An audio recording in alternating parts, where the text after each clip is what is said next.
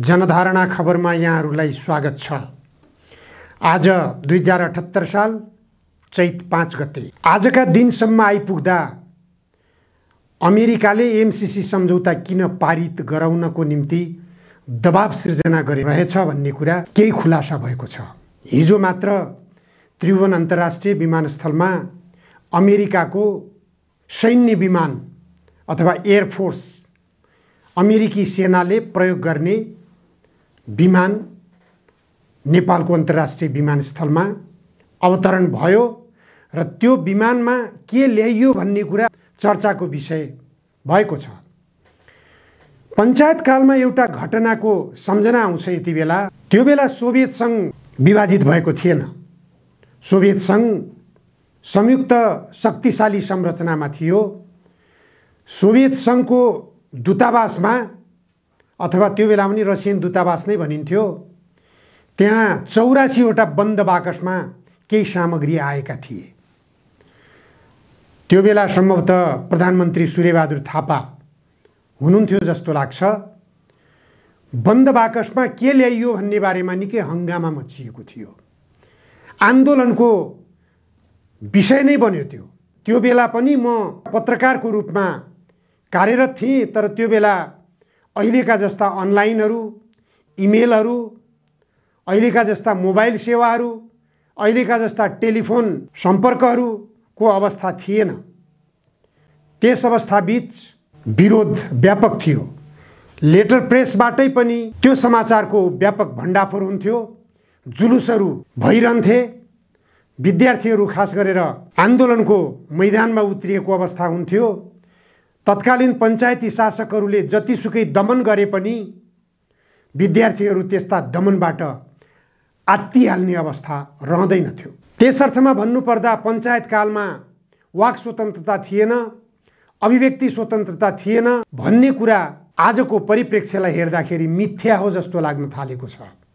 आज अमेरिकाको सैन्य विमान त्रिभुवन अन्तर्राष्ट्रिय विमानस्थलमा अवतरण गर्दा पनि त्यो विमानमा के ल्याइयो भनेर यहाँका सञ्चार माध्यमहरूले चासो देखाउन सकिरहेका छैनन्। सामाजिक सञ्जालमा व्यापक रूपमा चासो व्यक्त गरिएको छ, तर त्यही सामाजिक सञ्जालप्रति सरकारको वक्र दृष्टि परिरहेको छ र सरकारले सामाजिक सञ्जालमाथि नियन्त्रण गर्ने दुस्साहस गरिरहेको छ। तर पञ्चायत कालमा लेटर प्रेसबाट सञ्चालित हुन्थे पत्रपत्रिकाहरू र ती पत्रपत्रिकाहरूमा 84वटा बन्द बाकसमा के आए भनेर लेख्ने अधिकार पूर्ण रूपमा स्वतन्त्रता थियो। त्यो लेख्नेहरूमाथि कुनै किसिमको अंकुश, कुनै किसिमको प्रतिबन्ध थिएन। त्यस अर्थमा भन्नुपर्दा पञ्चायत कालमा केही सवालहरूमा निश्चित रूपमा अभिव्यक्ति स्वतन्त्रतामा अंकुश थियो। त्यो बेलाको राजतन्त्रको विरुद्धमा र त्यो बेलाको व्यवस्था, पञ्चायती व्यवस्थाको विरुद्धमा अथवा निर्दलीयताको विरुद्धमा अंकुश लगाइन्थ्यो। निर्दलीयताको विरुद्धमा अभिव्यक्ति स्वतन्त्रतामा अंकुश लगाइएको भए पनि त्यो बेलाका सरकारहरूको विरोध गर्न छुट थियो, जुलुस गर्न छुट थियो। पञ्चहरूले नै सूर्यबहादुर थापा नेतृत्वको सरकार छ भने मरिजमान सिंहको नेतृत्वको पञ्च र्याली निस्किन्थ्यो।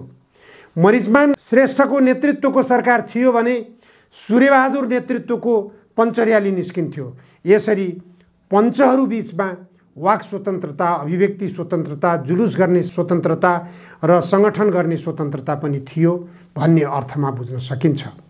हालको परिप्रेक्ष्यमा हेर्नुपर्दा निकै राम्रो अभिव्यक्ति स्वतन्त्रता, निकै लोकतान्त्रिक व्यवस्था भनेर गुणगान जतिसुकै गाए पनि अहिलेको व्यवस्था वास्तवमा एक ध्रुवीय रूपमा साम्राज्यवाद परस्त व्यवस्थाको रूपमा चित्रण भइरहेको छ।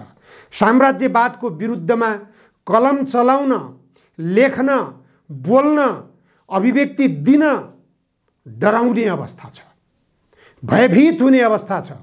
यो देशका राजनीतिक दलका नेताहरू अमेरिकी योजनाको विरुद्धमा, अमेरिकाको स्वार्थको विरुद्धमा केही बोल्ने हो भने अमेरिकाले सद्दाम हुसेन बनाउँछ कि, सुलेमानी बनाउँछ कि, ओसामा बिन लादेन बनाउँछ कि, मलाई लगेर हेगमा झुन्ड्याउँछ कि, यहाँ विदेशी सहयोग रोकिदिन्छ कि, बन्द गरिदिन्छ कि, यस्तो खालको पनि कुनै मानव अधिकार हो? यस्तो पनि कुनै अभिव्यक्ति स्वतन्त्रताको राम्रो उदाहरण बन्न सक्छ? अमेरिकी विमानमा के आयो त्यो पनि अमेरिकी सेनाको विमानमा, यो जिज्ञासाको विषय हो। तर पत्र पत्रिकाहरूले, यहाँका मूलधारका भनिएका पत्र पत्रिकाहरूले यो विषयको जिज्ञासा पनि राख्न सक्दैनन् र यो विषयको गहिराइमा पनि पुग्न सक्ने अवस्था छैन। नेपाली सेना नेपालको सबैभन्दा शक्तिशाली र भरपर्दो राष्ट्रिय सुरक्षा निकाय हो। उसलाई पनि अमेरिकी सेनाको विमानमा त्रिभुवन अन्तर्राष्ट्रिय विमानस्थलमा के ल्याइयो जानकारी छैन। कुनै सुरक्षा निकायलाई जानकारी छैन। आधिकारिक रूपमा कसैले पनि केही बोल्न सकेका छैनन्। एमसीसी सम्झौतामा लेखिएको छ, एमसीसी को कामको निम्ति आउने कर्मचारीहरू कुन देशका कर्मचारी आए, आउने सामग्रीहरूमा के सामग्री आयो भनेर शोधखोज गर्न नेपाल सरकारले पाउने छैन भन्ने कुरो लेखिएको छ। सायद त्यही प्रावधानको यो परिपालना हुन सक्छ। यसैबीच अमेरिकाले नेपाल र अमेरिकाको बीचमा सैन्य सम्बन्धलाई प्राथमिकतामा राखेको छ, तर द्वन्द्वकालीन मुद्दामा खेल्ने भूमिका निगरानीमा राख्ने भनेर निर्णय गरिएको छ। यो गत साता अमेरिकी तल्लो सदन हाउस अफ रिप्रेजेन्टेटिभका तर्फबाट प्रकाशित सञ्चित विनियोजन कानुनमा नेपाल र नेपाली सेनालाई दिइने वैदेशिक सहायताको बारेमा चर्चा गरिएको सन्दर्भमा यो कुरो चर्चामा आएको छ। बीबीसी नेपाली सेवाले आफ्नो अनलाइन संस्करणमा लेखेको समाचारमा उल्लेख गरेको छ, नेपाली सेनालाई फरेन मिलिटरी फाइनान्सिङ कार्यक्रम अन्तर्गत सहयोग उपलब्ध गराउँदा मानवीय तथा विपद प्रतिकार र पुनर्निर्माण गतिविधि, अन्तर्राष्ट्रिय शान्ति अभियान, सैन्य व्यावसायिकीकरण तथा तालिम र सीमा सुरक्षा गतिविधिमा मात्रै सहयोग गरिने भनेर उल्लेख गरिएको छ। त्यसबाहेक अन्य क्षेत्रमा सहयोग उपलब्ध गराउनु पर्ने अवस्थामा अमेरिकी विदेश मन्त्रीले अमेरिकी सदनको विनियोजन समिति समक्ष नेपाल सरकारले मानव अधिकार र सेनाबाट भएका युद्ध सम्बन्धी कानुनहरूको उल्लङ्घनका विषयमा छानबिन गरी कारबाही गरिरहेको जानकारी गराउनु पर्ने उल्लेख छ। नेपाली सेनाले त्यस्ता घटनामा गैर सैनिक न्यायिक निकायहरूलाई पूर्ण रूपमा सहयोग पुर्याइरहेको जानकारी दिनुपर्ने भनेर पनि भनिएको छ। नेपाली सेनामाथि अमेरिकाले निगरानी बढाएको र यसरी नेपाली सेनालाई एमसीसी सम्झौता मातहतबाट परिचालन गर्न खोजेको कुरा स्पष्ट हुन्छ। मैले विगतका आफ्ना विश्लेषणहरूमा स्पष्ट गर्दै आएको छु, एमसीसी सम्झौता प्रतिनिधि सभाबाट पारित भयो भने नेपाली सेना एमसीसी मातहतबाट सञ्चालन हुनुपर्ने छ। नेपालको सरकार एमसीसी सम्झौता मातहतबाट सञ्चालन हुनुपर्ने छ। नेपालको सुरक्षा निकाय एमसीसी सम्झौता मातहतबाट सञ्चालन हुनुपर्ने छ भन्ने कुरा मैले स्पष्ट रूपमा एक पटक होइन 20औं पटक मैले त्यो व्याख्या विश्लेषण गर्दै आएको थिएँ। आज त्यही कुरालाई अमेरिकाको सदनबाट पनि पारित गरिएको छ र यो लागू भइसकेको छ। लागू भइसकेको अवस्थामा अब नेपाली सेनाले यो विषयमा पनि स्पष्ट गर्न पाउने अवस्था देखिँदैन। नेपाली सेनाको अवस्था के हो, नेपाली सेनाले नै यो विषयमा स्पष्ट गर्ने कुरा हो। शान्ति प्रक्रियामा मुलुक आइसकेपछि, खास गरी नेकपा माओवादीको 10 वर्षे सशस्त्र युद्ध शान्ति प्रक्रियामा अवतरण भएको पनि 15 वर्ष भइसकेको छ। अहिलेको अवस्थामा अमेरिकाले द्वन्द्वकालीन मुद्दाहरूमा निगरानी, नेपाली सेनाको काम कस्तो हुन्छ, के गर्छ, निगरानी गर्ने भनेर सदनबाट, अमेरिकी सदनबाट निर्णय गर्नु भनेको यो सामान्य विषय होइन, यो गम्भीर विषय हो। गम्भीरतापूर्वक ध्यान दिन जरुरी छ। तथापि नेपाली सेनामाथि निगरानी गरिएको भनेर अमेरिकाबाट आएको यो दस्तावेजीकरण समेत भइसकेको विषयबारेमा नेपाली सेनाले पनि मुख खोलेको छ। नेपाली सेनाका प्रवक्ता सहायक रथी नारायण सिलवालले बीबीसीलाई नै आफ्नो प्रतिक्रिया दिँदै भन्नुभएको छ, नेपाली सेना नेपालको संविधान, ऐन र कानुनले निर्दिष्ट गरेको कुनै पनि विधिसम्मत पद्धति र प्रक्रियाको सधैँ सम्मान, आदर र परिपालना गर्छ। कुनै एकको अधिकार प्रयोग गर्दा कुनै अर्कोको अधिकार कुण्ठित हुनु हुँदैन भन्नेमा नेपाली सेना विश्वास राख्छ। प्रवक्ताको यो भनाइले स्पष्ट गर्छ सरकारले अराए खटाएको काममा कानुन संविधान बमोजिम मात्र चल्ने नेपाली सेनाको प्रतिबद्धता छ।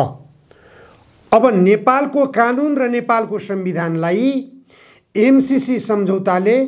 एमसीसी सम्झौताको मातहतमा राख्छ भनेर धेरै पहिलेदेखि भन्दै आइयो। प्रतिनिधि सभामा यसलाई टेबल गरिनुभन्दा पहिलेदेखि बोल्दै आइएको हो।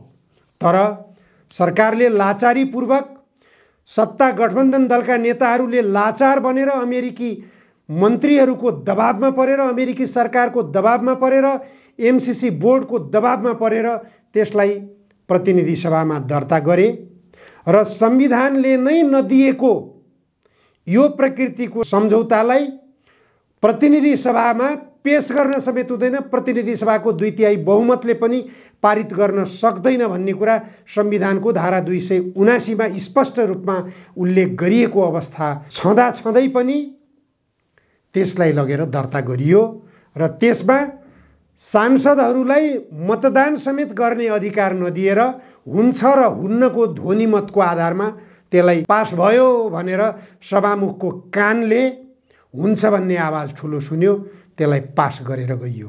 अब सेनाले मुख खोलेको छ नेपालको कानुन अनुसार चल्ने, तर हेक्का रहोस् नेपालको कानुन अमेरिकाको एमसीसी मातहतमा भइसकेको छ। एमसीसी सम्झौतामा उल्लेखित प्रावधानले गर्दा, त्यसै कारणले गर्दा एमसीसी सम्झौतामा उल्लेखित प्रावधानहरू एकपटक सम्झौता भइसकेकाले अब यसमा कुनै किसिमको संशोधनको अथवा परिमार्जनको गुन्जाइस छैन भन्ने कुरा अमेरिकाले पटक पटक जवाब दोहोर्याउँदै आएको थियो। अब के गर्ने भन्ने कुरा अझ पनि समय छ, अवसर छ। एमसीसी सम्झौतालाई अस्वीकार गर्न सक्ने नेपालसँग अधिकार छ। कारण कसरी सांसदहरूले आफ्नो सार्वभौम अधिकार प्रयोग गर्न पाएका छैनन् भनेर निर्णय उल्टाउन सकिन्छ। सर्वोच्च अदालतबाट निर्णय उल्टाउन सकिन्छ। त्यसरी निर्णय उल्टाएर अघि बढ्न सकियो भने एमसीसी सम्झौता खारेज हुन पनि सक्छ।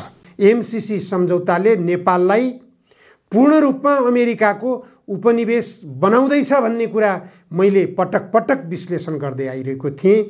के यी घटनाक्रमहरूले नेपाललाई अमेरिकाको उपनिवेश भइसकेको सङ्केत गरिरहेको छैन त? यही प्रश्नको जवाफ अपेक्षा गर्दै आजलाई यति मात्र। हस्, धन्यवाद।